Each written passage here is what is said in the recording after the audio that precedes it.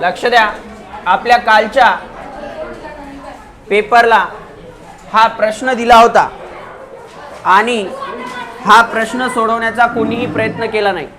ज्यांनी केलाय त्यांचं अभिनंदन आणि ज्यांचं आलंय त्यांचं तर खूप जास्त हार घालून अभिनंदन. आणि ज्यांचं आलं नाही त्यांनी इकडं लक्ष द्या कसं सोडवायचं होतं. ओके, हे दोन चलातील रेषीय समीकरणाचा प्रश्न आहे. तर यामध्ये काय म्हणते बघा, एक व्यक्ती होता, त्याने दर साल दर शेकडा 5% दराच्या बँकेच्या बचत खात्यात X रुपये गुंतवले व मुदत ठेवीच्या 10% दरात Y रुपये गुंतवले. एका वर्षानंतर त्यास 400 रुपये इतके व्याज मिळाले. जर त्याने Y ही रक्कम बँकेच्या बचत खात्यात गुंतवली असती व X ही मुदत ठेवीत गुंतवली असती तर त्यास एकूण 350 रुपये इतके व्याज मिळाले असते. तर त्यांनी एकूण किती रक्कम गुंतवली. म्हणजे आपल्या भाषेत समजून सांगायचं झालं तर आपण गेल्या बँकेत, आपल्याकडं पैसे आहेत, किती आहेत असं गृहीत धरू 10,000 रुपये आहेत असं गृहीत धरू. तू का प्रश्नात म्हणलं नाही पण आपण म्हणू 10,000 रुपये आहेत. किती हजार रुपये आहेत? त्यापैकी आपण काय केल्या 4,000 रुपये ओके बँकेच्या बचत खात्या 5% दराच्या बचत खात्यात टाकल्या. किती टक्के दराच्या? 5% दराच्या बचत खात्यात 4,000 रुपये टाकल्या. म्हणजे 100 रुपयाला 5 रुपये. टक्के म्हणलं की लक्षात ठेवायचं 100ला राहते. कितीला? 100ला 5% व्याज देणारा जो खाता आहे त्यामध्ये आपण 4,000 रुपये टाकल्या. किती हजार टाकल्या? 4,000. आणि 10% दर देणारा जो बचत खाता आहे त्यामध्ये आपण बाकीचे 6,000 रुपये टाकल्या. एकात 4 टाकल्या, एकात 6 टाकल्या. 4 वाला जो बचत खाता आहे तो आपल्याला 5% व्याज देणार आहे आणि 6,000 ज्याच्यात टाकल्या त्यानं 10% व्याज देणार आहे. या दोघांचा बी व्याज मिळून आपल्याला एका वर्षाला 400 रुपये व्याज मिळालं. किती मिळालं? 400 रुपये. घरी येऊन आपण हिशोब लावल्या. बरं झालं की मी असं टाकलो. जर मी आपल्या रकमेची अदलाबदल केली असती, अदलाबदल म्हणजे 6,000 5% मध्ये टाकलो असतो आणि 4,000 10% मध्ये टाकलो असतो तर मला फक्त 350 रुपये व्याज मिळालं असतं. ठीक आहे. तर आपल्याला सांगायचं आता आपण 10,000 तर काय गृहीत धरलं होतं, तर त्यानं किती पैसे टाकला हे आपण काढायचं. त्यानंच आपल्याला X रुपये आणि Y रुपये सांगितलंय. म्हणून आपण काय करू, 5% दराने, किती टक्के दराने? 5% दराने गुंतविलेले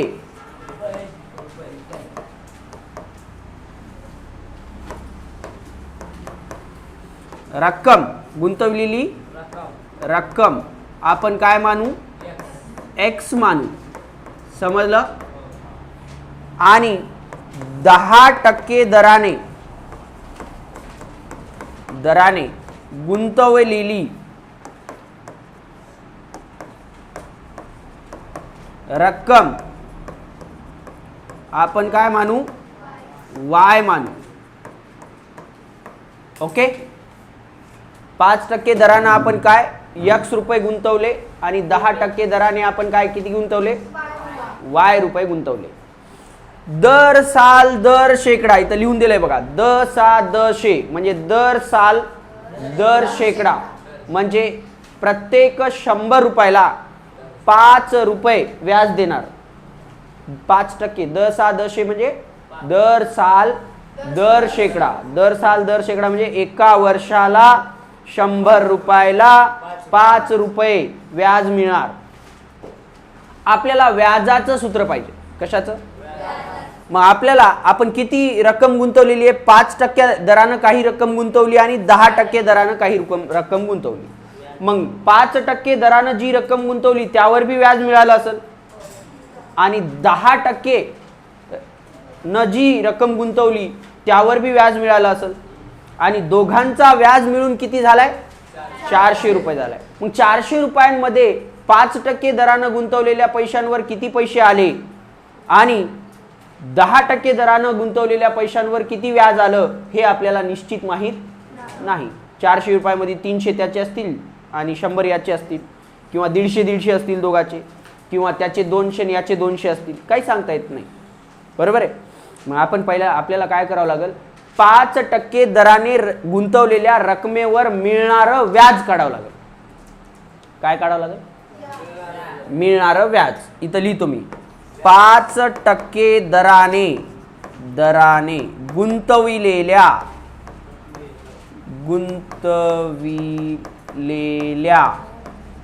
रकमेवर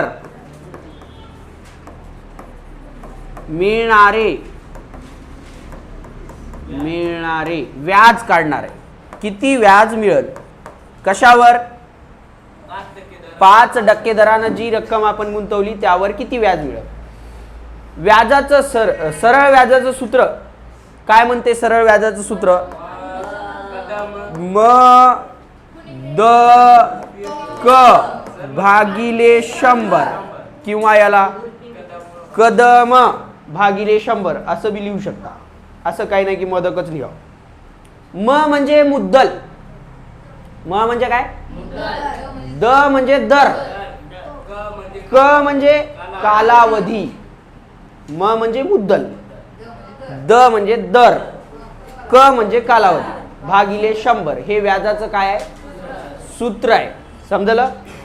आता मला सांगा आपलं मुद्दल किती आहे? 5% दरानं आपण किती पैसे टाकल्या? x पैसे टाकल्या. बरोबर आहे.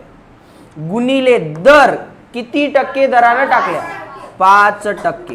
गुणिले कालावधी किती कालावधीसाठी टाकल्या? करेक्ट. इथं म्हणलं 1 वर्षासाठी. 1 वर्षानंतर 400 रुपये व्याज मिळालं म्हणजे 1 वर्षासाठी टाकलं असेल. 1 भागिले 100. बरोबर आहे. ओके. म्हणजे वर येईल 5x भागिले 100 एवढं व्याज मिळेल आपल्याला. कशावरचं व्याज आहे? 5% दराने टाकलेल्या रकमेवर मिळणारं एवढं व्याज आहे. मग हे 400 रुपये असतील का? नाही. 400 मध्ये दोघांचं बी व्याज बेरीज आहे. कोणाकोणाची बेरीज आहे? 5% दराची आणि 10% दराची. हे तर कशाचं झालंय? मग आता 10%चं काढू. 10% दराने गुंतवलेल्या रकमेवर मिळणारं व्याज काढू. आता काय काढू? 10% दराने. समजलं का? इथं लिहितो. आता काय काढणार आपण? 10% दराने गुंतवलेल्या रकमेवर आहे की नाही? रकमेवर मिळणारे व्याज किती मिळेल? व्याजाचं सूत्र काय? आताच म्हणले आपण म द क भागिले 100. मग म काय? मुद्दल किती आहे आता आपलं? मुद्दल किती आहे आता? y हाय. कारण 10% दरानं आपण y रुपये गुंतवल्या म्हणून आपण इथे लिहूया y. गुणिले दर किती आहे आता? दर आता 10%. समजाले का कोणाला? 10%. गुणिले कालावधी किती? 1 वर्ष भागिले 100. म्हणजे आपलं व्याज मिळालं आपल्याला 10y भागिले 100. समजलं? इकडं लक्ष द्या. आता हे व्याज आणि हे व्याज दोन्ही व्याज मिळून त्याला पहिल्या टर्म मध्ये 400 रुपये मिळाले असं त्यानं प्रश्नात सांगितलंय. बघा इकडं लक्ष द्या. म्हणलंय का बघा, x रुपये 5% ने 10 रुपये y रुपये 10% ने गुंतवले तर एका वर्षानंतर त्याला किती व्याज मिळालं? 400 रुपये व्याज मिळालं. म्हणजे याची आणि याची बेरीज 400 रुपये व्हायला पाहिजे. मग लिहितो. दिलेल्या पहिल्या अटीनुसार दिलेल्या पहिल्या अटीनुसार, बरोबर आहे का? दिलेल्या पहिल्या अटीनुसार या दोघांची बेरीज किती व्हायला पाहिजे? 400 व्हायला पाहिजे. म्हणजे आपण लिहूया 5x छेद 100 प्लस 10y छेद 100 बरोबर 400. बरोबर आहे का रे? आता 100 छेद समान आहे का? मग एकदाच लिहिता येते. म्हणजे इथं लिहूया 5x प्लस 10y भागिले एकच 100 बरोबर 400. हे 100 तिकडे नेतो, भागाकाराचं तिकडे जाऊन गुणाकाराला. म्हणजे आपण लिहू शकता 5x प्लस 10y बरोबर 400 गुणिले 100. समीकरणाला आपण 5 न भागून घेऊ. किती न भागून घेऊ? 5 ने भागून, कारण 5 न सगळ्याला भाग जाते का? 5 ने भागून. 5 न भागलं तर काय होते बघा, 5x छेद 5 प्लस 10y छेद 5 बरोबर 400 गुणिले 100 छेद 5. प्रत्येकाला 5 न भागलो.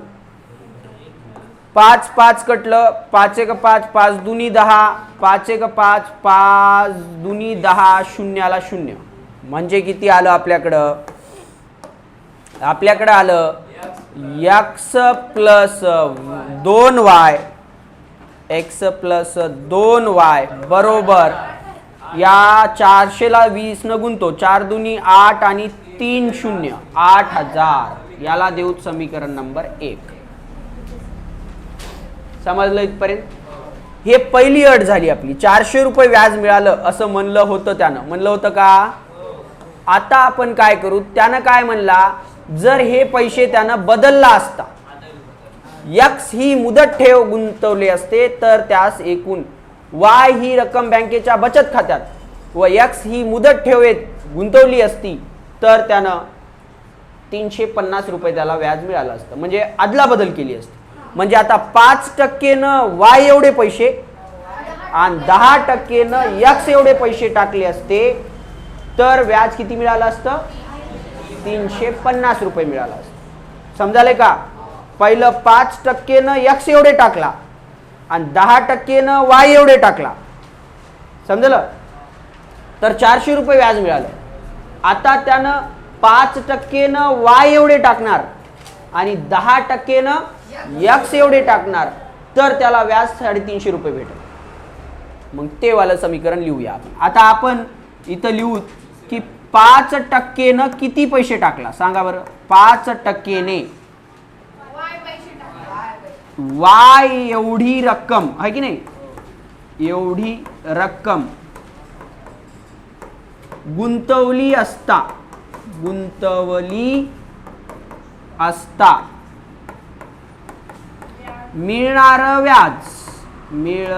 मिळणारे व्याज. सूत्र काय आहे? सूत्र तेच आहे आपलं, म द क भागिले 100. मुद्दल किती आता? y एवढं मुद्दल आहे, करेक्ट. गुणिले दर किती आहे आता?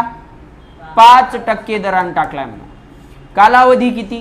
1 वर्ष भागिले 100. बरोबर का रे? 5 न y ला गुणलं 5y छेद 100 एवढं व्याज मिळालं असतं त्याला. कधी?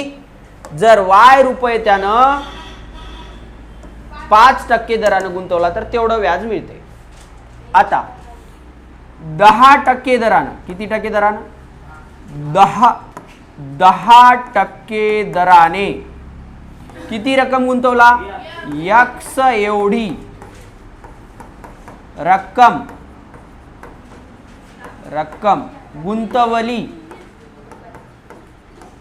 गुंतवली तर मिळणारे, बोला की रे, मिळणारे काय काढणार?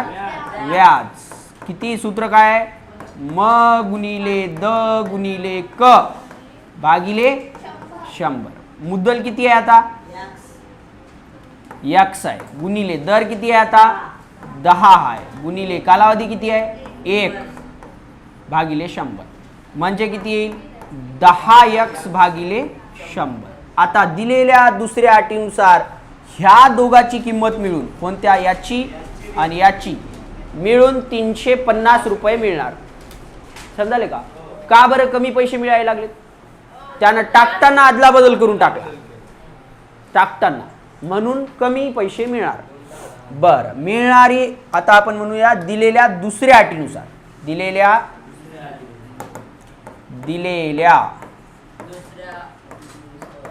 दुसऱ्या अटीनुसार काय म्हणते दिलेली दुसरी अट तर या दोघांची बेरीज म्हणजे 5y छेद 100 प्लस 10x छेद 100 या दोघांचं मिळून 350 रुपये मिळतात.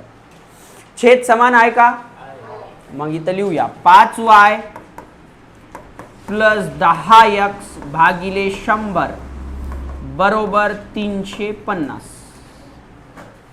हे 100 तिकडे नेतो म्हणजे इकडे लिहूया 5y प्लस 10x बरोबर 350 गुणिले 100. समजाले का सगळ्यांना. मग आता 5 ने भागून घेऊ. कशाने भागून 5 ने भागून 5 ने भागून का भागालो सगळ्याला भाग जाते. मग हे 5y भागिले 5 प्लस 10x भागिले 5 बरोबर 350 गुणिले 100 भागिले 5. 5 5 कटलं 5 1 5 5 दुनी 10 5 1 5 20 बरोबर आहे का. म्हणजे इथं येईल y प्लस 2x बरोबर 35 दुनी 70 आणि 2 शून्य 7,000 रुपये. समजलं का. 350 20 वेळेस 350 2 वेळेस घेतलं तर 700 आणि अजून 7,000 याला दिलो याला नाही. हा आता आपल्याला x पहिल्यांदा पाहिजे मग आपण सीटा आदला बदल करू. हे 2x पुढे लिहूत प्लस y लिहूत आणि 7,000 लिहूत याला देऊत समीकरण नंबर 2. याच्या पुढे तुम्हाला येईल का. आता मला सांगा मग x रुपयेनं किती टक्के म्हणजे की 5% किती पैसे गुंतवले आणि 10% किती पैसे गुंतवले.